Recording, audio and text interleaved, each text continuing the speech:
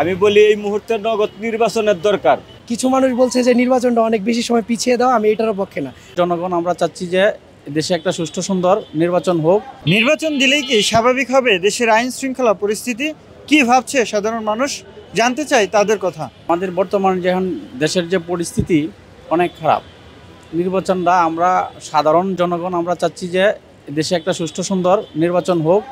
এটা আশাবাদী আমরা সাধারণ জনগণ সবাই এটা চাচ্ছি। আমি বলি এই মুহূর্তে নগদ নির্বাচনের দরকার, বুঝছেন? এই মুহূর্তে নির্বাচনের দরকার। দেশের পরিস্থিতি তখন ভালো না, বুঝছেন? দেশের পরিস্থিতি তো ভালো না। আমরা তখন গ্যাস পাই না। 200 টাকার গ্যাস লইতে 100 টাকার গ্যাস লইলে এখন 2 ঘন্টা লাগে। 2বার পাম্পে গিয়ে সিরিয়াল দেওয়া লাগে। 2বার পাম্পে গিয়ে সিরিয়াল দেওয়া লাগে। 2 ঘন্টা 4 ঘন্টা জায়গাতে সারাদিনে কামাই করবো কয়টা? বসুন্ধরা ডায়াপেন্ট এখন আরো উন্নত।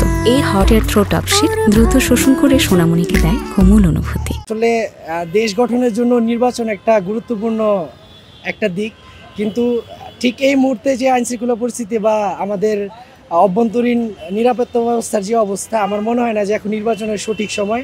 আমার মনে হয় যে অন্তর্বর্তীকালীন সরকারকে আর একটু সময় দেওয়া উচিত। তবে এই সময়টা যাতে আবার আমরা যখন দেখলাম আগের বা তত্ত্বাবধায়ক সরকারের আমল ছিল ওই রকম যাতে না হয়ে যায়।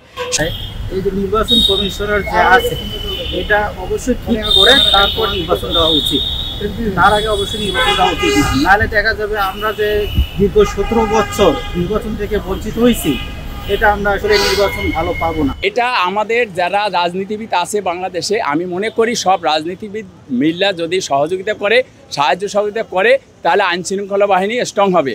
আইনশৃঙ্খলা বাহিনীকে তো এমনি দুর্বল করে দেওয়া হয়েছে, এটা কৌশলগতভাবে দেওয়া হয়েছে যাতে আমাদের যে সরকারি ক্ষমতায় আসে সেই সরকারি কি করে আইনশৃঙ্খলা বাহিনীকে এককভাবে ব্যবহার করে, আর ব্যবহার করতে গিয়েই এই আইনশৃঙ্খলা বাহিনীকে আজকের এই ধ্বংসের মুখে ঠেলে দেওয়া হয়েছে।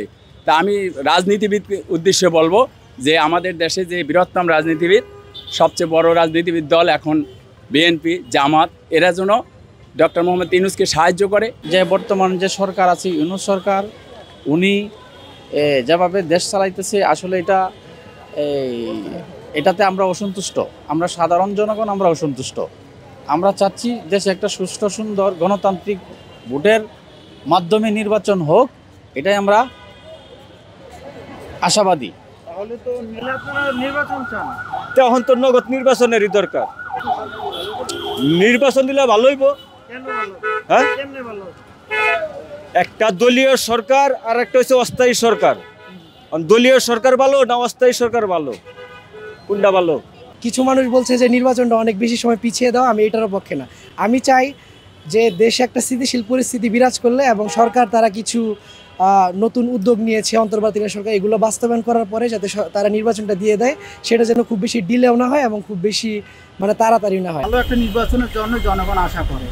আমার মনে হয় আইন শৃঙ্খলা পরিস্থিতির প্রতি আরও গুরুত্ব দেওয়া উচিত তাদের, কারণ উপদেষ্টারা যত বেশি আইন শৃঙ্খলা আইনের উপর গুরুত্ব দেবে তখন এগুলো থেকে জনগণ, সাধারণ মানুষ মুক্তি পাবে।